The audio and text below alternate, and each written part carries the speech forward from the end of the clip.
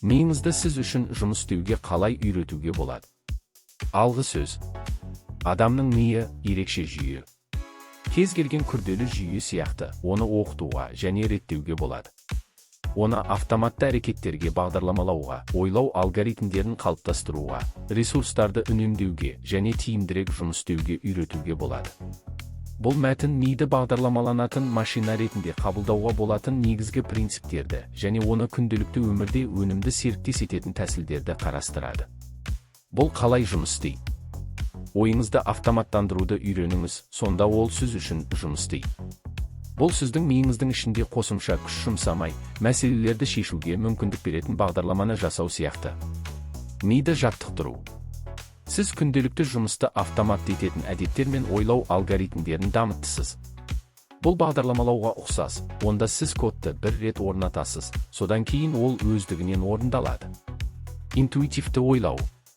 Жаттығу арқылы сіздің миыңыз бейсаналық деңгейде шешім қабылдауға және ақпаратты өңдеуге үйренді. Сіз жай ғана қосасыз, және бәрі сағат сияқты жүреді. Ресурстарды үнемдеу. Миыңызды әрбір ұсақ түйекке айналдырудың орнына, сіз мәселені тезірек және оңай шешетін алдын ала әзірленген схемаларды қолданасыз. Бағдарламашылармен салыстыру. Бұл бағдарламашылар процестерді автоматтандыру үшін кодты қалай жазатынына ұқсас. Тек сіздің жағдайыңызда код бұл өзіңіз миыңызға енгізген әдеттер, ойлау алгоритмдері және тәжірибелер жиынтығы. Әдістің артықшылықтары. Жылдам шешім қабылдау, жұмсаудың қажеті жоқ, анық нәрселер туралы ойланатын уақыт. Психикалық жеңілдігі, ми негізгіні алады жүктеме, сізді басқалар үшін босатады тапсырмалар. Интуитивті өнімділік, сіз нәтижеге жетесіз, тіпті ауыртпалықсыз. Мұның ми идеясына қалай қатысы бар? Нұсқау ретіндегі сандар. Сандар немесе анық параметрлер болған кезде тоқтату, немесе шектеу қою оңайырақ. Мидің өзі шекараны белгілейтін сияқты. Ойлау автоматизмі. Сіз өзіңіздің миыңызға сенуді үйрендіңіз, ол өзі қажетті сәтте өткізіп жібереді, немесе тоқтатады. Егер жақтаулар болмаса, жасау өзіңіздің шеңберіңіз, мысалы, 3 идеяға дейін немесе 1 минутқа дейін. Интуитивті бақылау, ми сізге қай жерде екенін айтады қалу. Жоқ егжей-тегжейлерді шамадан тыс жүктеу, назар аудару негізгі бойынша. Сіздің қабілеттеріңіз. Жұмыс мимен тандемде сіз қабылдайсыз, ми проблеманы шешуші серіктес ретінде және жүктің бір бөлігін алады.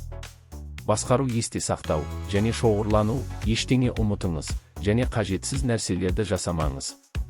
Қайта жүктеу ми, толық қабілеттілік өзін босату үшін нөлден шығу. Қажетсіз ойлар. Бұл қалай жұмыс істейді? Қосу, сіз тапсырма қоясыз, мидің өзі жолдарды табады шешімдер.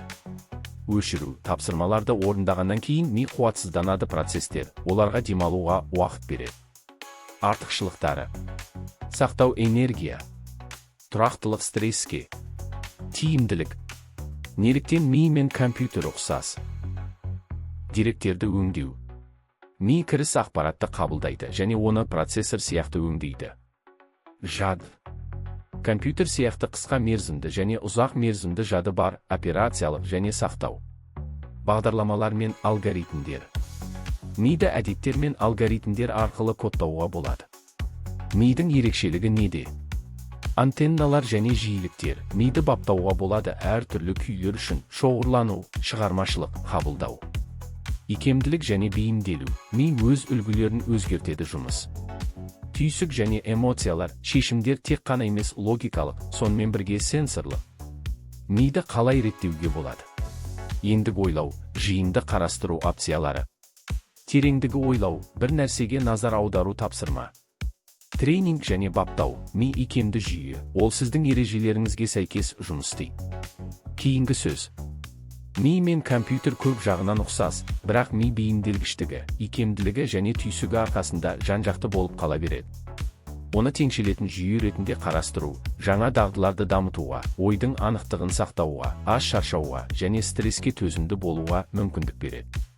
Миыңызды баптау бұл назар аударуды және тәртіпті қажет ететін процесс, бірақ нәтиже тұрарлық, өміріңізді көбірек бақылау, аз хаос, көбірек мағына мен тиімділік. Іске сәт. Видео ұнаса лайк басуды және жазылуды ұмытпаңыз. жоба авторы Ғалымжан Чауетов, Қазақстан.